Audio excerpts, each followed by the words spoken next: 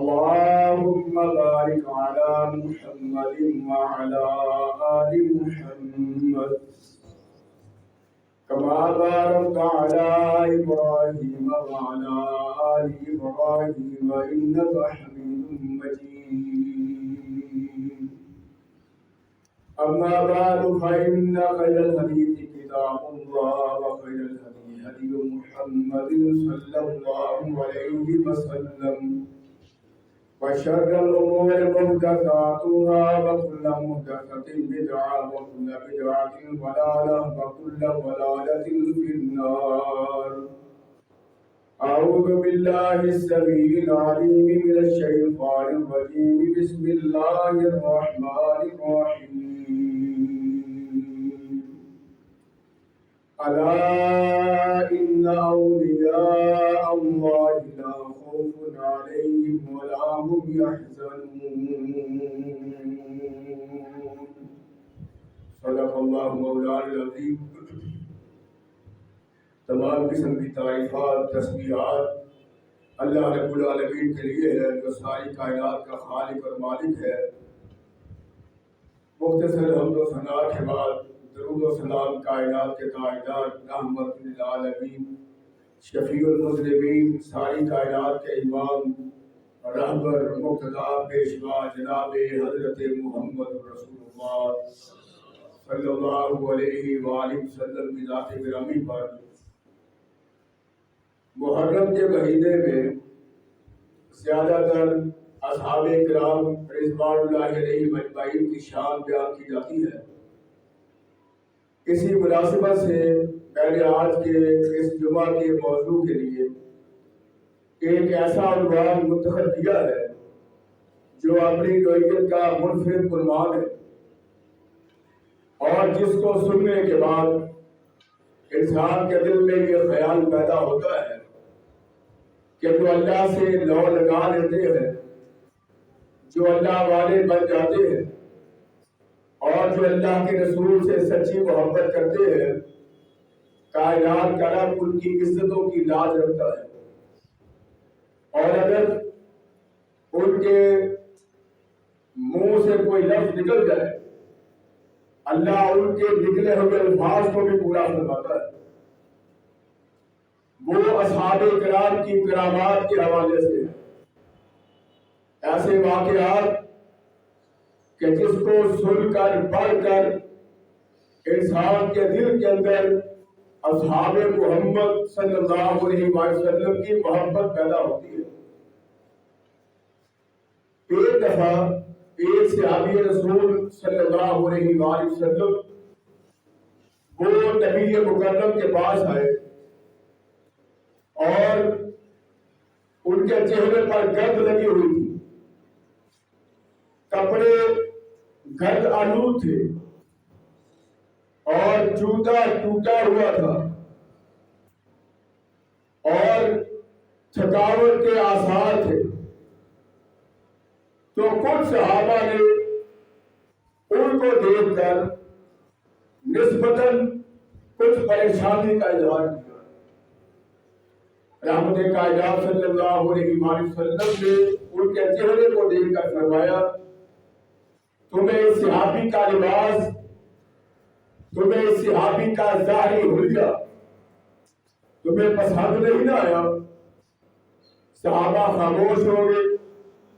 آپ نے فرمایا قسم اس ذات کی جس کے ہاتھ میں محمد کی جان ہے، یہ شخص اگر اللہ کے نام پر کسی کام کے لیے قسم کھا لے چاہے وہ کام نہ بھی ہونا ہو، اللہ اس شخص کی قسم کو پورا کر کے اس کام کو مکمل فرما دے. اتنا عزت دار انسان تھا، اتنا حیادار انسان تھا کہ اس نے ظاہر کی بجائے اپنے باطن کو پال دیا. اپنے لباس سے زیادہ، اپنے چہرے سے زیادہ، اپنے ظاہری حلیے کی بجائے اس نے اپنے دل پر توجہ دی ہے.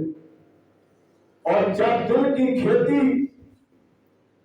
آباد ہو گئی، جب دل سرسبز و شاداب ہو گیا، اور جب اللہ کے کرم سے دل بہترین بن گیا تو اللہ نے ظاہر ہونے کی پرواہ نہیں. حضرت سلیمان علیہ السلام نے کہا تھا کہ کون ہے جو ملکہ سبا کا تخت میرے سامنے جلد از جلد لے کر آئے. ایک نے کہا آپ یہاں بیٹھے ہوئے ہیں، یہ مجلس ختم ہوگی، ختم ہونے سے پہلے پہلے تخت آپ کے قدموں میں ہو. کہا یہ تو بڑی دیر ہو جائے. پھر کہنے والے نے کہا اور اللہ کہتے ہیں ہم نے اس کو اپنا علم دیا تھا. اس نے کہا آپ آنکھ جھپکے پلک جھپکے آپ کی آنکھیں ملیں گی، آپ کی آنکھیں جدا بعد میں ہوگی، تخت پہلے آپ کے قدموں میں ہو. اور پھر وہ تخت آیا اور سلیمان علیہ السلام نے آنکھوں کو جھپکا. آنکھوں کو جھپکنے کے فوراً بعد ہزاروں میل دور سبا جگہ سے اس انسان نے اللہ کی رحمت سے وہ تخت سلیمان کے قریب داخل کر. تو سلیمان علیہ السلام نے کیا کہا؟ ذالک فضل، یہ اللہ کا فضل ہے، یہ اللہ کی رحمت ہے. اللہ نے اس انسان کے ظاہری حلیے کو نہیں دیکھا بلکہ اس کے تقویٰ کو، طہارت کو، پاکیزگی کو، عقل دل سے محبت کو اور اس کی لو کو دیکھ کر اللہ نے اس کی زبان سے نکلے ہوئے الفاظ کو پورا سنوا دیا. میں قسم کھا کے کہتا ہوں آج اللہ ہماری زبانوں کے نکلے ہوئے لفظوں کو بھی پورا کر سکتا. میں قسم کھا کے کہہ سکتا ہوں اللہ ہماری کی ہوئی دعا کو بھی قبول کر سکتا ہے.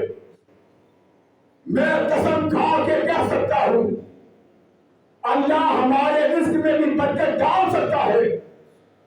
میں قسم کھا کے کہہ سکتا ہوں اللہ ہماری اولادوں کو دنیا کے سب سے زیادہ نیک اور صالح انسان بنا سکتا ہے. شرط وہی ہے جو محمد مصطفیٰ نے بیان کی. وہ شرط کیا ہے؟ اللہ سے نہ لگائی جائے، اللہ کے لیے تک جایا جائے. لا یخافون فی اللہ لومۃ لائم. اللہ کی بات جب آ جائے ساری دنیا چھوٹ جائے، گھر والے چلے جائے، عزیز و اقارب خیش و اقارب چھوڑ جائے، دولت لٹ جائے، جو چاہے مرضی ہو جائے، ہر شہر چلی جائے، پر کائنات کا رب نہ جائے، کائنات کا نبی محمد مصطفیٰ نہ جائے. اس فلسفے کو پیش نظر رکھ کر میں آج اصحاب کرام کی کرامات بیان کروں. لیکن یہ آیت میں بار بار پڑھوں گا، الا ان اولیاء اللہ لا خوف علیہم ولا هم یحزنون. جو اللہ سے نہ لگاتے ہیں نہ انہیں پریشانی ہوتی ہے نہ انہیں دکھ آتا ہے، نہ دنیا میں پریشانی، نہ قیامت کو غم زدہ،